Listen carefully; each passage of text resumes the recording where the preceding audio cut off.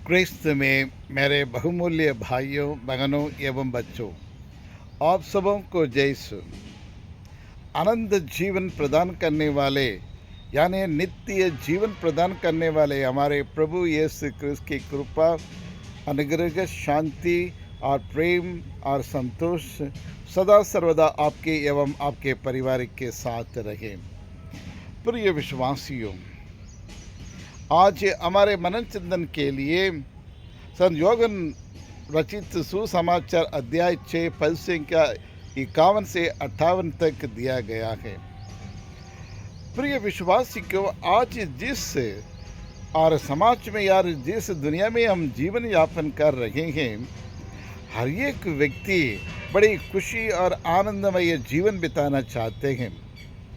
रोज जब मिसा के लिए मैं सुबह 5:15 बजे निकलता हूँ, वो रोड पे मैं कई लोगों को मैं देखता हूँ। जैसे जैसे बारिश समाप्त हो रही है, लोग पैदल और मॉर्निंग वॉकिंग के लिए अर्ली मॉर्निंग 5:15 बजे से निकलने लगे हैं।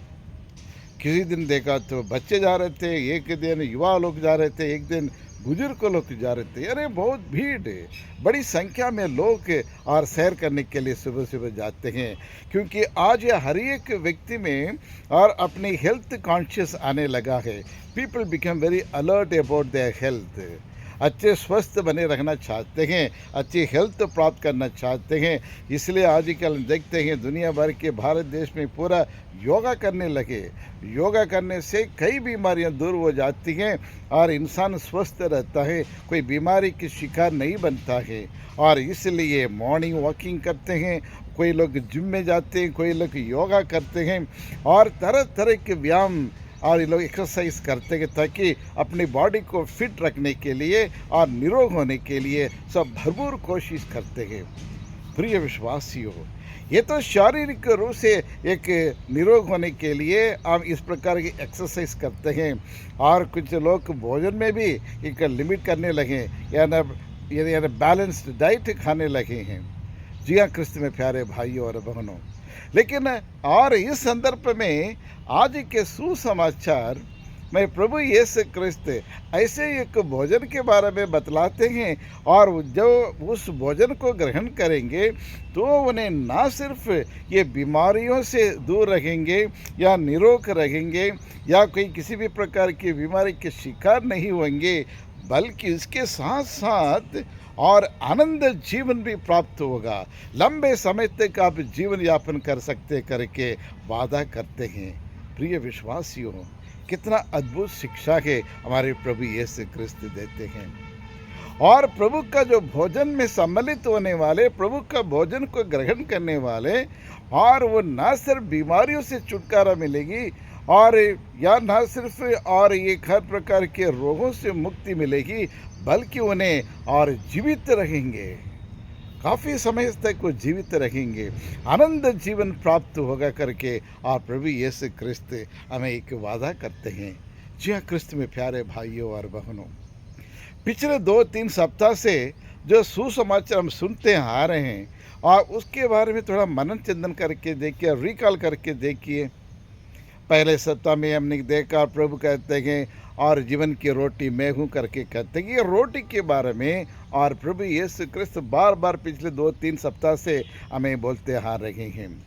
प्रिय विश्वासियों, और संत और योहन मात्र एक इवांजलिस्ट है जो प्रभु यीशु के और इस रोटी और लहू के बारे में बतलाते हैं, यानी एक विस्तृत जानकारी हमें प्रदान करते हैं।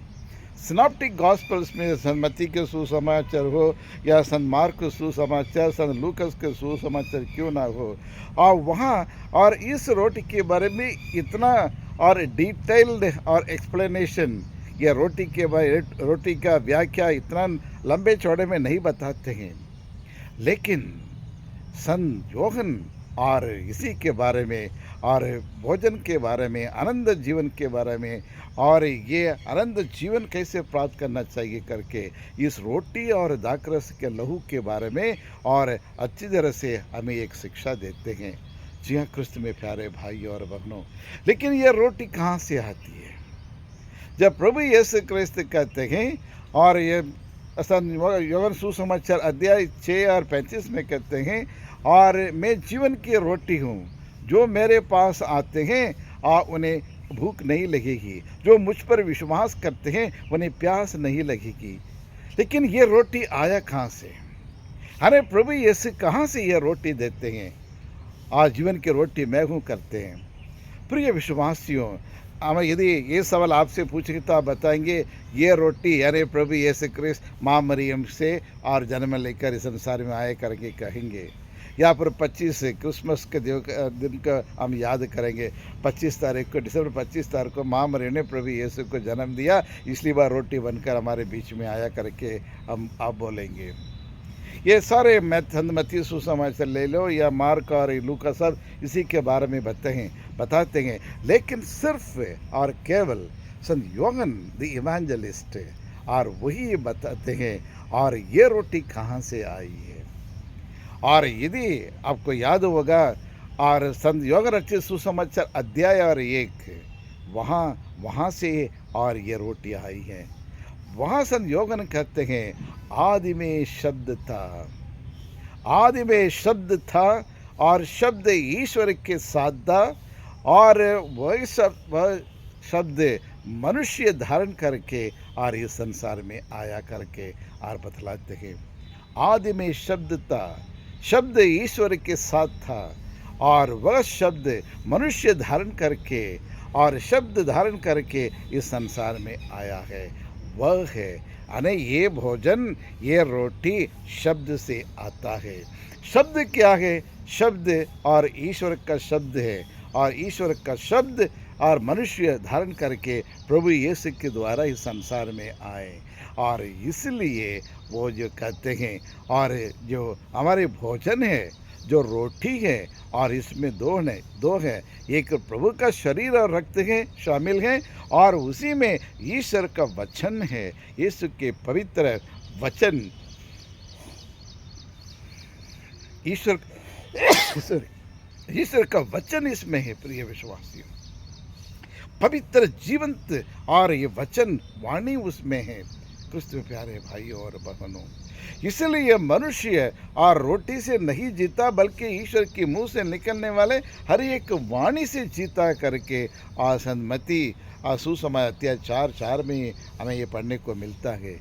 प्रिय विश्वासियों, कोई दुखी इंसान हो, कोई और उनके लिए, और यदि उनके रोटी की ज़रूरत नहीं होती, पैसा की ज़रूरत होगी, उनके साथ बैठकर प्यार की दो बोली यदि बोल के देखिए, और व्यक्ति और उसको सांत्वना मिल जाता है, खुश हो जाता है, थोड़ा हिम्मत मिल जाता है, थोड़ा अच्छी बोली थोड़ी देर बात करने से, और उसके लिए उस समय वाणी की ज़रूरत है, एक पुनर्जीवित कर देता है।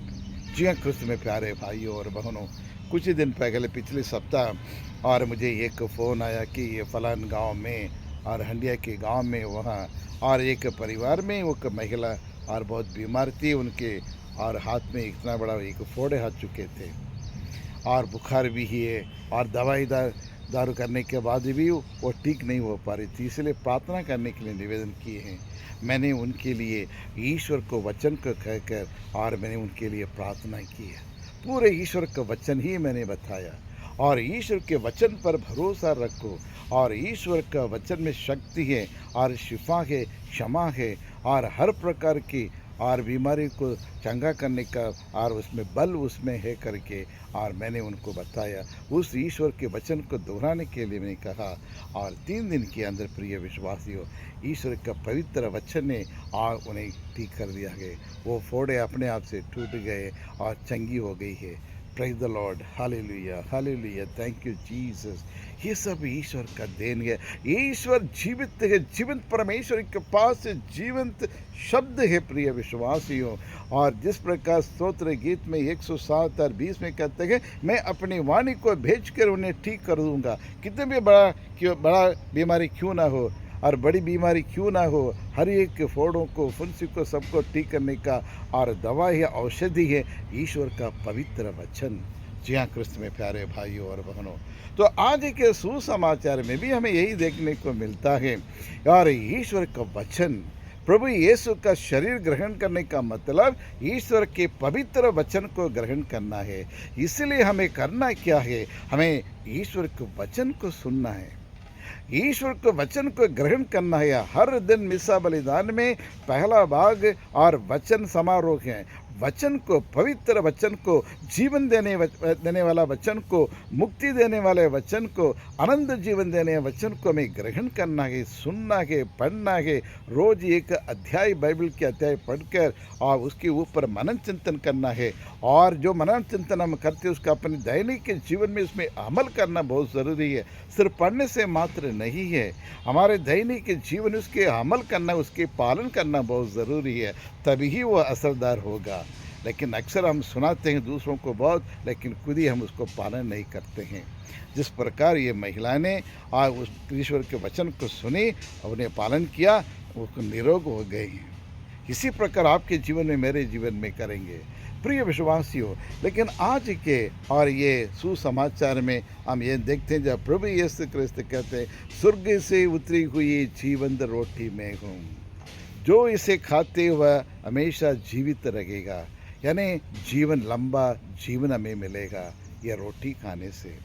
रोटी खाने से पहला फ़ायदा हमारा ये मिलता है कि और ये हमें और जीवित रहेंगे, हम लंबे समय तक हम जीवित रहेंगे। भले कितनी दुख तकलीफ, परेशानियाँ, बीमारियाँ आए, कोई हमें बिगाड़ नहीं सकता है, क्योंकि ईश्वर हमारे साथ है, वचन के रूप में हमारे बीच में, हमारे साथ में, हमारे संग में है। और इसलिए दुनिया की हर चीज़ के खिलाफ लड़ने की शक्ति, बल और उस शब्द से हमें मिलता है। जी हाँ प्रिय विश्वासियों, और ईश्वर का वचन कितना मीठा है, चख कर देखो और ईश्वर कितना मीठा है करके स्तोत्र ग्रंथ हमें बतलाता है। और सूक्ति ग्रंथ अध्याय और 16 और पद संख्या 24 में वहाँ देखिए, ईश्वर की मधुर वाणी मधुमक्खी का और छत्ता है। ईश्वर की मधुर वाणी और मधुमक्खियों का और छत्ता है, जो वह और हमारे दिल को और हृदय को आनंद देता है, हमारे शरीर को स्वास्थ्य प्रदान करता है। देखिए, हमें आनंद देता है और हमें अच्छे स्वस्थ हमें प्रदान करता है और ईश्वर के वचन में।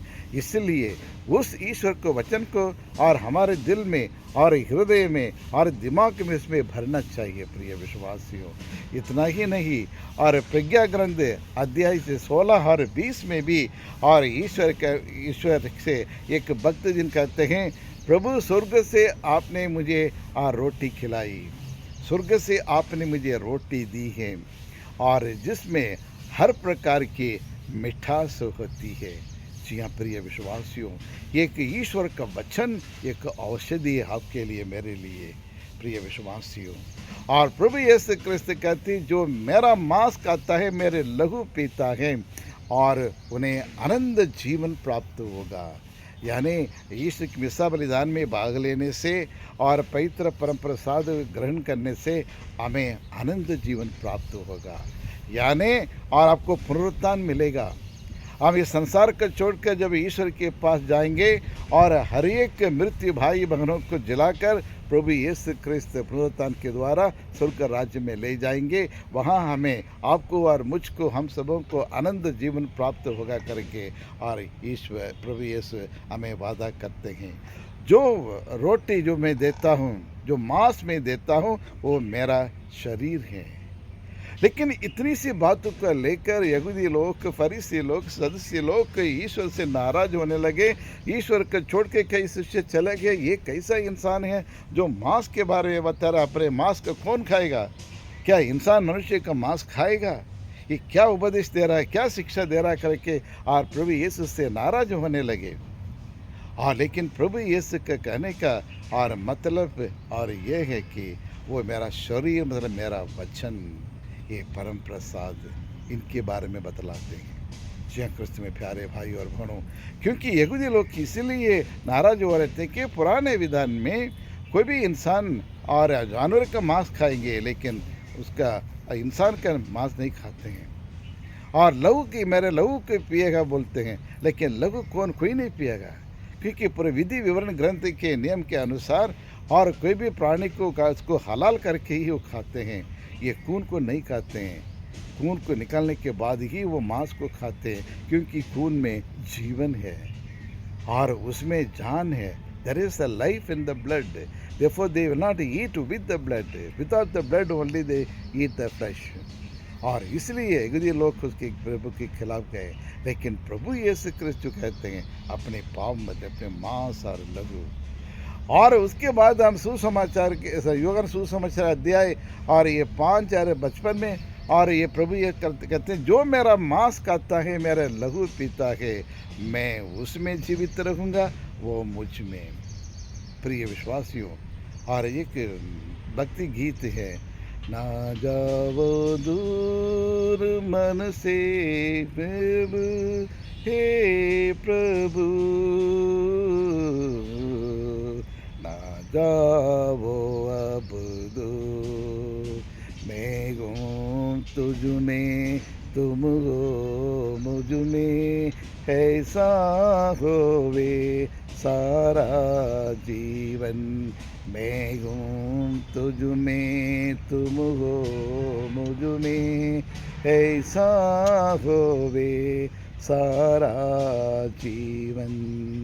जी हाँ प्रिय विश्वासियों, जब परम प्रसाद में पवित्र यूकरिस्त में हम भाग लेते समय और उचित तैयारी के साथ प्रभु का पावन शरीर रक्त को ग्रहण करते हैं, प्रभु यीशु हमारे मंदिर रूपी, हमारे हृदय रूपी मंदिर में निवास करने के लिए आते हैं। हमारे परिवार में प्रभु यीशु अपने निवास स्थान बना देता है। हमारा परिवार को भी प्रभु यीशु का मंदिर बना देते हैं, गिरजाघर बना देते हैं। वहाँ हमारे परिवार में आके और बसने लगते हैं, निवास करने लगते हैं। जी हाँ कृष्ण में प्यारे भाइयों और बहनों, जहाँ प्रभु यीशु के पावन शरीर और रक्त हैं, जहाँ प्रभु यीशु के वचन के आदर किया जाता है, ग्रहण किया जाता है, वह एक निवास स्थान बना देता है ईश्वर। हम एक साथ होकर और दुनिया के हर चीज़, हर सवालों को जवाब ढूंढने के लिए मदद करते हैं, हर बीमारी को हराने के लिए, हर परेशानी को और ये परेशानी को दूर करने के लिए, और वह हमारे साथ मिलकर हमारी मदद करता है, सहायता करता है। श्री कृष्ण में प्यारे भाइयों और बहनों, कितनी सारी अच्छी शिक्षा हैं और प्रभु यीशु क्रिस्त आज हमें देते हैं। और इसी के साथ साथ हर दिन हर मिसा बलिदान में हम भाग लेने के लिए आते हैं। ये कलवारी बलिदान है, हर एक यूकरिस्त बलिदान कलवारी बलिदान है। यानी कलवारी में प्रभु यीशु ने आपके पापों को मिटाने के लिए, मेरे पापों को मिटाने के लिए, सारी मानव जाति के पापों को मिटाने के लिए प्रभु यीशु क्रिस्त सूली पर अपना शरीर रक्त में प्रदान किया है, ताकि आप जीवित रहें, मैं जीवित रहूं, हमें अनंत जीवन प्रदान करने के लिए और हमारे साथ रहने के लिए। और प्रभु यीशु क्रिस्त पावन शरीर और यूकरिस्त बलिदान में हमें प्रदान करते हैं। इसमें भाग लेने वाले आप और मैं, हमारे परिवार में, हमारे समाज में, जहाँ भी हम कार्यरत हैं, वहाँ एकता बनाए रखना बहुत ज़रूरी है, वहाँ यूनिटी लाना बहुत ज़रूरी है, वहाँ एक दूसरे के लिए और अपनी इच्छा को त्यागने की ज़रूरत नहीं है। हमें से बड़ा कौन है करके ये लड़ने के लिए नहीं, दूसरों को नीचे दबा के ऊपर आके बैठने के लिए, पूरा अधिकार को अपने हाथ में हासिल करने के लिए। और एक भावना यहाँ नहीं मिलती है। यहाँ सब इक्वल है, सब बराबर है, समानता देने वाले हैं। जी हाँ प्रिय विश्वासियों, हर एक यूकरिस्त बलिदान एकता को प्रमोट करता है, प्रमोट करना चाहिए, नहीं तो फिर मतलब नहीं है। और पवित्र यूकरिस्त का दूसरा गुण है, इट बिल्ड्स द रिलेशनशिप। और यानी आदि में हमने देखा था, आदि माँ बाप ने ईश्वर के वचन को और इनकार किया और डिसोबे किया, उसको माना नहीं, आज्ञाकारी नहीं बने, इसलिए पाप इस संसार में आया। जो ईश्वर के साथ जो संबंध बना हुआ था, जो रिश्ता था, वो टूट गया। लेकिन प्रभु यीशु क्रिस्त और नए विधान में और आकर अपने पावन शरीर को देखकर फिर से हमें एक बना, हमें जोड़ लिया है, हमारे रिश्ता को फिर से बना लिया है। जी हाँ क्रिस्त में प्यारे भाइयों और बहनों, परिवार में लड़ाई झगड़ा सब होते रहते हैं, लेकिन सब भूल जाके एक दूसरे को क्षमा करते हुए एक होना बहुत ज़रूरी है। नहीं तो मिसा बलिदान चढ़ाने से या उसमें भाग लेने से कोई मतलब नहीं, ये सब व्यर्थ है, ये सब दिखावा है। प्रिय विश्वासियों। इसलिए हर यूकरिस्त बलिदान और हमारे लिए यूकरिस्त परम प्रसाद ग्रहण करते हैं तो और अपने रिश्तों को बनाना बहुत ज़रूरी है। उसके लिए त्यागना, बहुत कुछ त्यागना पड़ता है कि प्रिय विश्वासियों। और जिस प्रकार कायन ने एबेल हाबिल के और को खून किया है और खून करने के बाद उनके जीवन में पाप आ गया था, लेकिन यहाँ नए विधान में प्रभु यीशु अपने खून देकर उन पापों को, श्रापों को मिटाकर हमें प्रभु के साथ फिर एक बार हमें जोड़ लिया है। और यही दर्शाता है कि क्रूस हमारा रिश्ता ईश्वर के साथ, परमेश्वर के साथ, हमारे रिश्ता अपने भाई अगल बगल में रहने वाले भाई के साथ और जोड़ता है। और यही ये क्रूस का चिन्ह भी हमें एक शिक्षा देता है। तो आइए हम उसके लिए प्रार्थना करें। हे सर्वशक्तिमान शाश्वत परमेश्वर, हम आपको धन्यवाद देते हैं, तेरी आराधना करते हैं, तेरी स्तुति करते हैं प्रभु। और अपने पावन शरीर रक्त को हमें प्रदान किए हैं, उसके लिए हम आपको धन्यवाद देते हैं। हमें आनंद जीवन देने के लिए, लंबे जीवन बिताने के लिए प्रभु हर प्रकार की और आशीष अनुग्रह आप हमें प्रदान करने के लिए वादा किया है। हम सबों को यह आशीष दे ताकि हम ये सांसारिक के जीवन के साथ साथ आध्यात्मिक जीवन में भी हम ध्यान देकर एक अच्छे जीवन यापन कर सके, ताकि और इस संसार के अंत में हमें भी आनंद जीवन मिल सके प्रभु। जो अनेक प्रकार की बीमारी से पीड़ित है प्रभु, आप अपने पवित्र वचन को भेजकर उन्हें चंगाई उन्हें प्रदान करें, ताकि वह भी आपकी आराधना कर सके, स्तुति कर सके और सुमिरन कर सके। ये प्रार्थना हम करते हमारे प्रभु क्रिस्त के द्वारा। आमीन आमीन।